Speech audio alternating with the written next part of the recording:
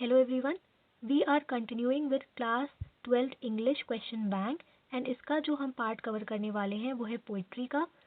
दो chapters have been already uploaded.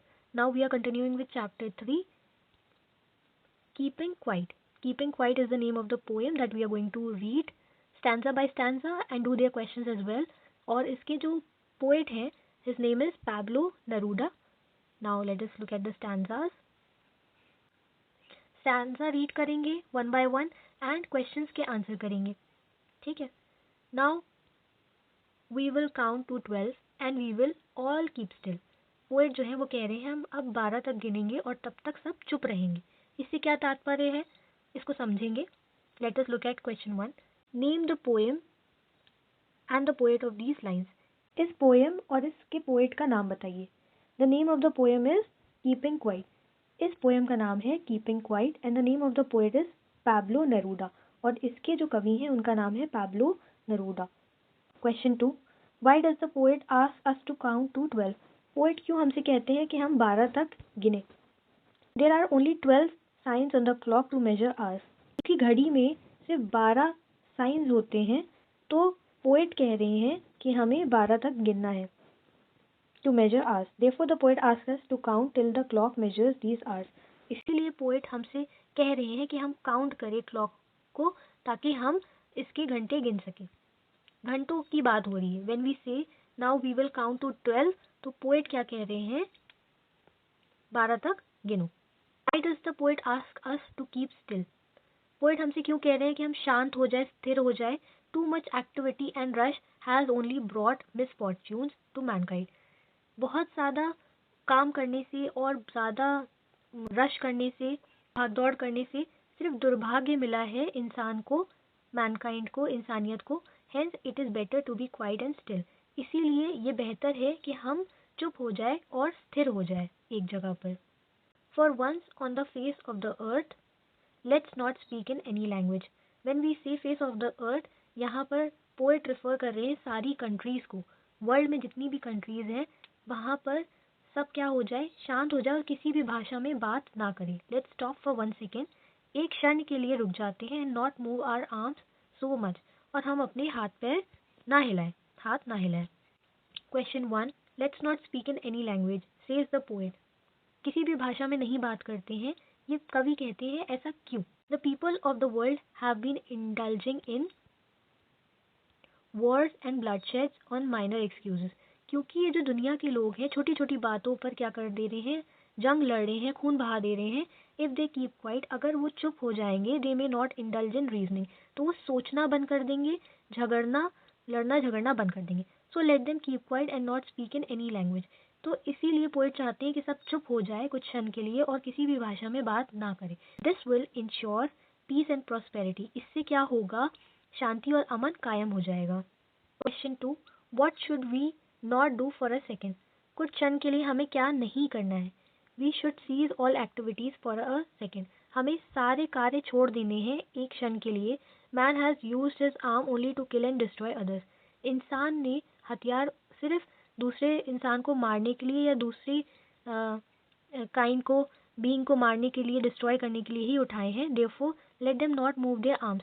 इसीलिए वो अपने हथियार ना उठाए so much as to harm others, ताकि लोगों को हार्म ना हो.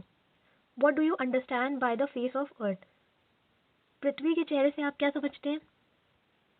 The expression the face of earth refers to the various countries on the surface of the earth. यहाँ पर जो कहा गया है एक्सप्रेशन है the face of the earth, इसका तात्पर्य है जितनी भी कंट्रीज हैं अर्थ के सरफेस पे उसकी बात की गई है. Stanza 3. It would be an exotic moment without rush, without engines, we would all be together in a sudden strangeness. कैसा होगा अगर सब शांत हो जाएंगे कुछ क्षण के लिए, तो ये बहुत ही ज़्यादा विचित्र पल होगा जिसमें ना कोई भागदौड़ होगी, ना ही किसी इंजन की आवाज़ सुनाई देगी. हम सब एक साथ होंगे एक विचित्र से होने पर. इमेजिन करिए पूरी दुनिया एक साथ शांत हो जाए, कितना पीसफुल माहौल रहेगा. कोई भी शोर नहीं, कोई भी शराबा नहीं, कितना अलग होगा. सो यहाँ पर पोएट की इमेजिनेशन हमें देखने को मिलती है कि वो कैसा दुनिया को देखना चाहते हैं फॉर अ मोमेंट. इस पोएम से हमें क्या समझ में आता है, जो पोएट हैं वॉर्स के अगेंस्ट और जो भी क्राइम्स होते हैं दुनिया में उसके अगेंस्ट अपनी एक इमेजिनेशन प्रस्तुत कर रहे हैं और कैसे वो चाहते हैं कि दुनिया किस ढंग से चले. Now let us look at the questions of this particular stanza. What will happen if there is no rush or running of the engines? क्या होगा अगर इंजनों का चलना रुक जाए? There will be peace all around if there is no rush or the sound of the running of engines and machines. अगर दुनिया में इंजन्स चलना बंद हो जाए कुछ क्षण के लिए, मशीनें चलना बंद हो जाए, तो सब जगह में क्या हो जाएगी? शांति हो जाएगी, पीस हो जाएगा. What sort of moment will it be? ये कैसा क्षण होगा? It will be a very enticing and beautiful moment. और ये बहुत ही ज़्यादा इंटरेस्टिंग और बहुत ही सुंदर पल होगा. How would all of us feel at that moment? हमें कैसा फील होगा ऐसे मोमेंट में जहाँ सब शांत हैं? All of us will enjoy the unusualness.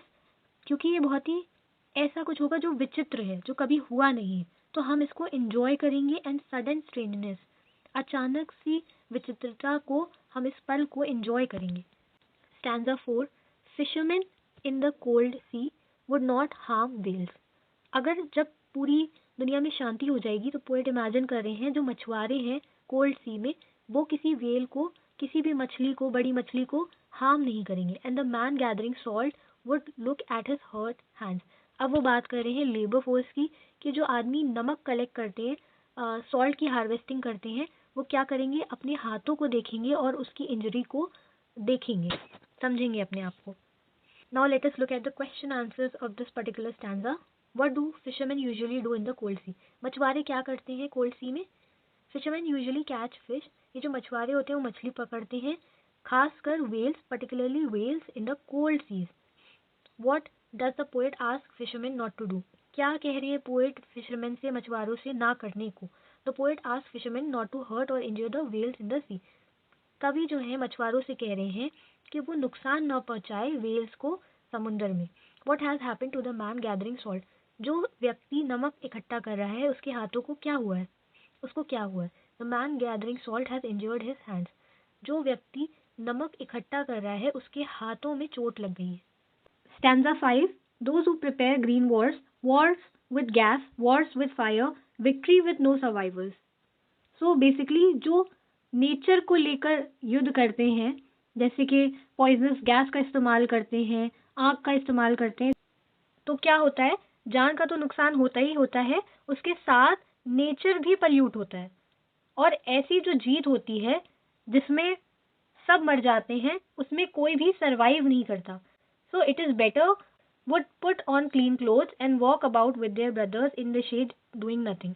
So poet यहाँ पर कह रहे हैं बजाय लड़ने के और नेचर को नुकसान पहुंचाने के, मैनकाइंड को नुकसान पहुंचाने के, इट इज़ बेटर कि हम अच्छे साफ सुथरे कपड़े पहने और अपने भाई बंधुओं के साथ पेड़ों की छांव में बैठे, घूमे इधर उधर और कुछ ना करें. कुछ ना करें से तात्पर्य है कि हम ऐसा कुछ ना करें जिससे कि नेचर को नुकसान हो, इंसानियत को नुकसान हो. Now let us look at the question answers. What sort of words are mention in the above lines? किन वर्ड्स की बात हो रही है ऊपर की लाइंस में?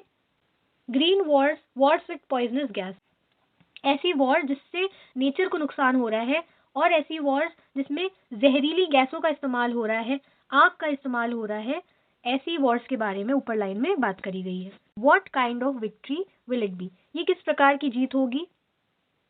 It will be a victory where no survivors will be left to celebrate. ये एक ऐसी जीत होगी जिसमें कोई बचेगा नहीं जिसके साथ हम सेलिब्रेट कर सकेंगे. अगर दुनिया में युद्ध छिड़ जाएगा, सब एक दूसरे के खून के प्यासे हो जाएंगे, एक दूसरे को खत्म कर देंगे, आखिरी में क्या होगा? बहुत चुनिंदा लोग बचेंगे. तो ऐसी क्या विक्ट्री जिसमें कोई हो ही ना? Such a victory will be meaningless. ऐसी जो विक्ट्री होगी, जीत होगी, विजय होगी, वो मीनिंगलेस होगी, उसका कोई अर्थ नहीं होगा. How should the lovers of war behave? युद्ध चाहने वाले लोगों का व्यवहार कैसा होना चाहिए? उन्हें कैसे बिहेव करना चाहिए जिन्हें युद्ध पसंद हो? They should put on clean clothes, उन्हें अच्छे कपड़े पहनना चाहिए. And walk with their brothers, और अपने भाइयों के साथ पेड़ों के नीचे वॉक करना चाहिए. लेजरली का मतलब होता है आराम से, लेजी तरीके से चलने को कहते हैं लेजरली, और अपने भाइयों के साथ लेजरली चलना चाहिए और कुछ नहीं करना चाहिए. Let us look at the stanza 6. Perhaps the earth can teach us as when everything seems dead and later proves to be alive. हमें पृथ्वी से सीखना चाहिए कि कैसे कुछ क्षण के लिए लगता है कि वो मर चुकी है, पर वो बाद में प्रूफ कर देती है कि वो जिंदा है। Now I count up to 12 and you keep quiet and I will go. फिर से पोएट कहते हैं कि अब मैं काउंट करूंगा 12 तक, तुम सब चुप रहोगे, उसके बाद मैं चला जाऊंगा। What can the earth teachers, पृथ्वी हमें क्या सिखा सकती है? The earth can teachers a lesson how to be inactive.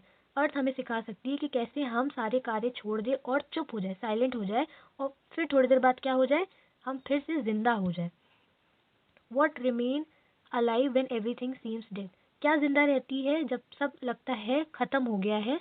Only the earth remain alive. सिर्फ पृथ्वी जिंदा रहती है जब लगता है सब कुछ खत्म हो गया है। What who is the poet, what does he want to do. इसके पोएट कौन है इस स्टैंजा के, और वो क्या करना चाहते हैं? The poet is Pablo Neruda. The poet is Pablo Neruda. He wants to count up to 12। वो 12 तक गिनना चाहते हैं। That is it for this poem and the stanza. Now let us look at the central idea. The poem Keeping Quiet is composed by Pablo Neruda. ये जो poem है Keeping Quiet, it is composed, it is written by Pablo Neruda. This is an anti-war poem. ये poem क्या है? Wars के against में लिखी गई है. In this poem the poet suggests us all living on earth to keep still. इस poem में पोएट हम सब से कह रहे हैं, जो भी दुनिया में लोग रहते हैं उन सब से कह रहे हैं कि सब स्थिर हो जाए, सब चुप हो जाए। सस्पेंडेड, सस्पेंडेड नहीं होगा, सस्पेंड होगा यहाँ पर, suspend, suspend their activity for some time, और अपनी सारे जो भी कार्य हैं कुछ समय के लिए छोड़ दे। It will be an exotic moment for us all together. ये बहुत ही विचित्र सा पल होगा हम सब के लिए इकट्ठा। It will help us in understanding our self. ये बहुत ही हेल्पफुल रहेगा हमें खुद को समझने के लिए।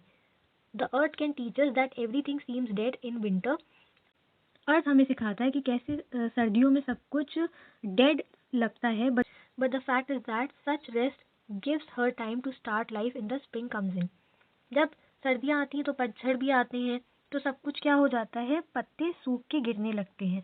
तो और फिर उसके बाद क्या होता है, फिर से अर्थ जो है अपने आप को अलाइव कर लेती है, सारे जो पेड़ पौधे होते हैं फिर से ग्रो करने लगते हैं। तो हमें अर्थ से सीखना चाहिए। Silence is the universal language. शांति क्या है, वो एक यूनिवर्सल लैंग्वेज है which will change our thinking, जो कि हमारी सोचने की तरीके को चेंज करके रख देगी। So this was the poem and the central idea. Here we have completed a chapter. We will continue with chapter 4 in the next video. Thank you for watching.